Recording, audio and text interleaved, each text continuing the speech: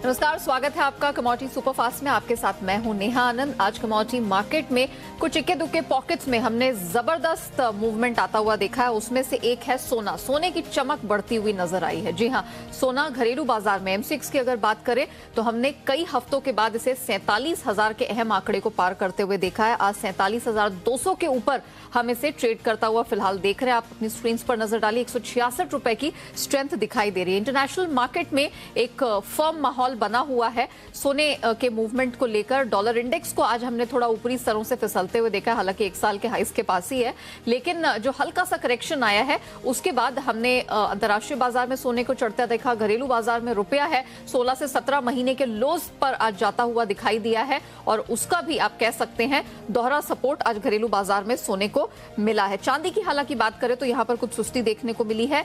61,700 के इर्द गिर्द हमने इसे मूव करता हुआ देखा है। अब बात करते हैं कच्चे तेल की। कच्चे तेल में हमने एक दायरे का ट्रेड देखा है। अंतर्राष्ट्रीय बाजार की बात करें तो ब्रेंट को हमने $84 के इर्द गिर्द ही घूमता हुआ देखा है। घरेलू बाजार की बात करें तो आधे % की कमजोरी दिखी है। 6100 के नीचे हमने कच्चे तेल को एमसीएक्स पर फिसलते हुए देखा है। ऊपरी स्तरों से एक हल्का सा दबाव बना है और एक साल में हालांकि अगर बात की जाए तो इसके भाव दुगने बढ़ते चले गए हैं। इसके अलावा बात करते हैं नेचुरल गैस की। यहां पर हमने एक स्टीप करेक्शन आता हुआ देखा है। हालांकि इस कमोडिटी का नेचर भी ऐसा है कि ये भागती भी बड़ी तेजी से ऊपर और जब टूटती है तभी भी गिरावट दिखती है। 1.25% की कमजोरी यहां पर नजर आ रही है। हमने आज उसे 400 के भी नीचे एक समय टूटते हुए देखा। अंतर्राष्ट्रीय बाजार में आई है कमजोरी और उसी के चलते घरेलू बाजार पर भी हम एक प्रेशर बनता हुआ देख रहे हैं। वहीं बात अगर करते हैं ग्वारसीड ग्वारगम की। कच्चा तेल भले ही ऊपरी स्तरों से थोड़ा हल्का हुआ है, लेकिन ग्वारसीड ग्वारगम में हमने स्ट्रेंथ बरकरार देखी है। 11,000 के आंकड़े को हमने पार करते हुए देखा। लगातार दूसरा ट्रेडिंग सेशन है इस हफ्ते जहां हम ग्वारसीड ग्वारगम में तेजी देख रहे हैं। कल हमने 6% का अपर सर्किट पर इसे क्लोज होते हुए ग्वारगम को देखा था और आज भी देखा जाए तो 1 से 2.5% की स्ट्रेंथ इन दोनों कमोडिटीज में बरकरार है। ग्वारगम फिर से हम देख रहे हैं 0.25% की यहाँ पर स्ट्रेंथ दिखा रही है और एक बार फिर से 11,000 का स्तर छूने के लिए बिल्कुल बेताब नजर आ रही है। ग्वारसीड में भी हमने 6200 के आसपास के लेवल्स पर ट्रेड होता हुआ देखा है। इसके अलावा कॉटन की बात करें तो एमसीएक्स पे अच्छा खासा प्रदर्शन हमने कॉटन में बनता हुआ देखा है।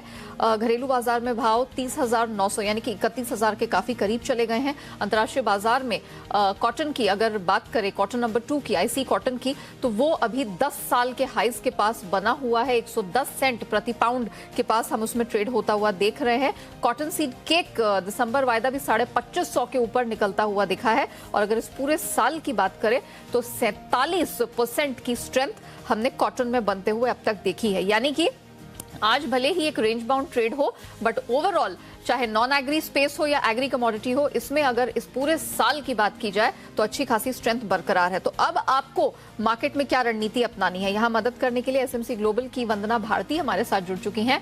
वंदना, गुड आफ्टरनून, बहुत स्वागत है। जरा बताइए कि सोने में अब यहाँ से क्या रणनीति अपनाई जाए। बहुत समय से एक छोटे दायरे में ट्रेड कर रही थी, इस वक्त क्या स्ट्रैटेजी होगी?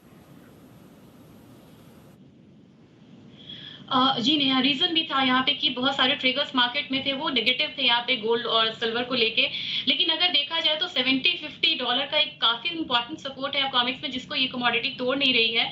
और ऊपर की साइड में मुझे लग रहा है कि $70-80 एक रेजिस्टेंस है, लेकिन इस बार लग रहा है कि ये रेजिस्टेंस थोड़ा सा यहाँ पे ब्रेक होना चाहिए।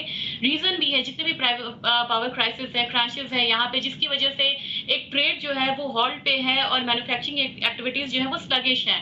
तो आने वाले टाइम में या आने वाला जो डेटा आएगा, चाहे वो इस मंथ का आए या फिर अगले उसमें हम देख सकते हैं जो फोर्टनाइटली डेटा होता है, उसमें इसका इम्पैक्ट देखने को मिलेगा और एक सेफ हेवन बाइंग जो है वो यहाँ पर रिटर्न आएगी और एक पॉज देखने को मिला है डॉलर इंडेक्स में। तो मेरे ख्याल से ये जो ट्रिगर्स हैं ये यहाँ पे गोल्ड को एक अपसाइड दे रहे हैं। अगर इंटरनेशनल मार्केट की बात करूं, मुझे लग रहा है कि $70-80 तक प्राइसेस ऊपर की तरफ जा सकते हैं। घरेलू बाजार में मुझे लग रहा है कि 47,200 पे एक बार बाइंग करनी चाहिए। 47,400 तक यहाँ पे टारगेट्स हैं। स्टॉप लॉस यहाँ पे 47,100 का लगा के चलना चाहिए। लेकिन थोड़ा सा अगर हम शॉर्ट टर्म जाए तो मुझे लग रहा है कि प्राइसेस ऊपर की तरफ स्टेबल हो सकते हैं 47,800 की तरफ। तो बाइंग में यहाँ पे बने रहना चाहिए गोल्ड में। ओके, और चांदी पे क्या सलाह होगी, क्योंकि ये जो कमोडिटी है थोड़ा सुस्ती के मोड में है, तो क्या सोने की स्ट्रेंथ का इससे फायदा मिलेगा? जी नेहा, कल के फॉल के बाद देखा जाए तो चांदी में थोड़ा सा एक स्लो मूव हम लोगों ने देखा है एज कम्पेयर टू गोल्ड, और गोल्ड सिल्वर रेशियो थोड़ा सा इंप्रूव हो सकता है। लेकिन जो मेजर जो टोन है मार्केट का वो बुलिश है यहाँ सिल्वर को लेके भी, और जिस तरीके से बेस मेटल्स में थोड़ा सबसाइड मूव देखने को मिला, मेरे ख्याल से उसका सपोर्ट एक चांदी को मिलेगा गोल्ड के साथ साथ। तो 61,800 के लेवल पे बाइंग करनी चाहिए। यहाँ पे बहुत स्ट्रॉन्ग टारगेट मेरा नहीं रहेगा, लेकिन मुझे लग रहा है कि प्राइसेस ग्रेजुअली यहाँ पे 62,400 के करीब आ सकते हैं। स्टॉप लॉस यहाँ पे लगा के चलना होगा 61,500 का। Very well.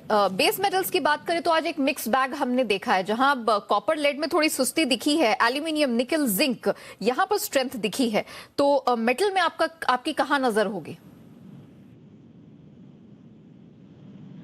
ऑलरेडी यहाँ पे हम लोगों ने बहुत हायर साइड आते हुए देखा है, और एक देखे तो पावर क्रंच का भी एक वो मिला है कि जो प्रोडक्शन है ये थोड़ा सा हॉल्ट पे, और जैसे डिमांड निकल के आएगा तो जो सप्लाई सिचुएशन है थोड़ा सा यहाँ पे टाइट हो सकता है। उसका एक फायदा मिला है यहाँ पे बेस मेटल्स काउंटर को, लेकिन ये रिस्क प्रीमियम अब मुझे लग रहा है कि थोड़ा सा रिस्की हो रहा है, और जो रिस्क रिवॉर्ड रेशियो है वो यहाँ पे पुअर हो रहा है। लेकिन एक कमोडिटी ऐसी है जहाँ पे मुझे लग रहा है कि थोड़ा सा अपसाइड अभी और यहाँ पे हो सकता है, वो है जिंक।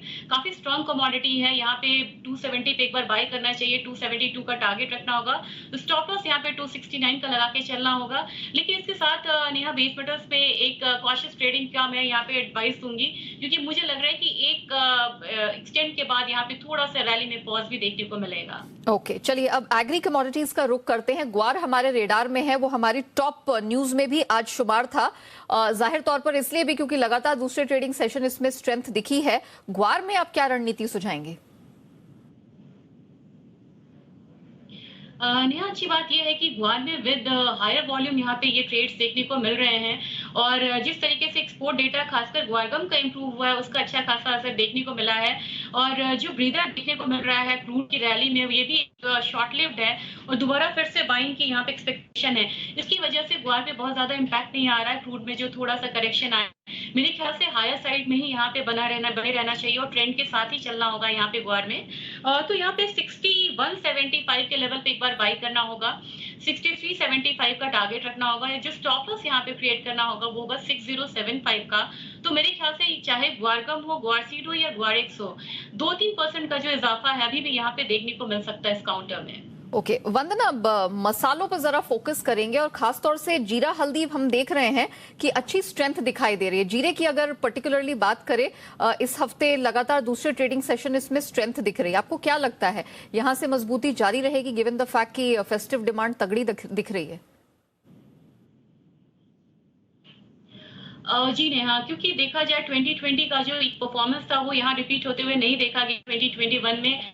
एक्सपोर्ट से बड़ा मेजर रीजन रहा है कि इतना देखने को नहीं मिला यहाँ पे स्पाइसेस काउंटर में। लेकिन अब जितनी भी स्पाइसेस हैं वो एक बेस बना रही है, और खासकर जीरा में जो स्पाइक देखने को मिला, मुझे लग रहा है कि ये जो अपसाइड है थोड़ा सा कंटिन्यू रहेगा, और नंबर्स थोड़े भी यहाँ पे इंप्रूव होते हैं। खासकर जो सीजनल डिमांड है स्पाइस का वो इसे थोड़ा सा सपोर्ट कर सकता है, क्योंकि सर्दियों के मौसम में जो पैटर्न है, फूड पैटर्न है, वो थोड़ा सा यहाँ पे चेंज होता है। ऑयल सीड्स हो या एडिबल ऑयल हो, स्पाइसेस हो, इस कंजम्पशन यहाँ पे बढ़ते हैं। इसका फायदा दिख रहा है इस कमोडिटी, और मुझे लग रहा है कि यहाँ पे बाइंग में ही बने रहना चाहिए। 14,850 के लेवल पे बाइंग करना चाहिए। 15,200-300 तक के इनफैक्ट यहाँ पे टारगेट लेके हम चल सकते हैं। जो स्टॉप लॉस यहाँ पे लगाना होगा वो होगा 14,700। Very well. चलिए, हमारे साथ ना एक कॉलर जुड़ रहे हैं उत्तर प्रदेश से, रवि है इनका नाम। रवि जी नमस्ते, क्या सवाल पूछना चाहते हैं आप? नमस्ते मैम। मेरा क्वेश्चन है कि मेंथा ऑयल मैंने एक लॉट लिया था 948 रुपए में। अच्छा। तो उसका प्राइस जो है मतलब अक्टूबर में आ सकता है या निकल जाना ही ठीक है? कुछ दबाव दिख रहा है, 1% तक की करेक्शन है, 924-25 के आसपास हो रहा है ट्रेड। क्या लगता है वंदना, इनका लेवल मिल पाएगा इनको? नेहा, मुझे लग रहा है कि इस कमोडिटी में लॉन्ग कंसोलिडेशन है। जितना लॉन्ग कंसोलिडेशन होगा, ब्रेकआउट उतना स्ट्रांग होता है।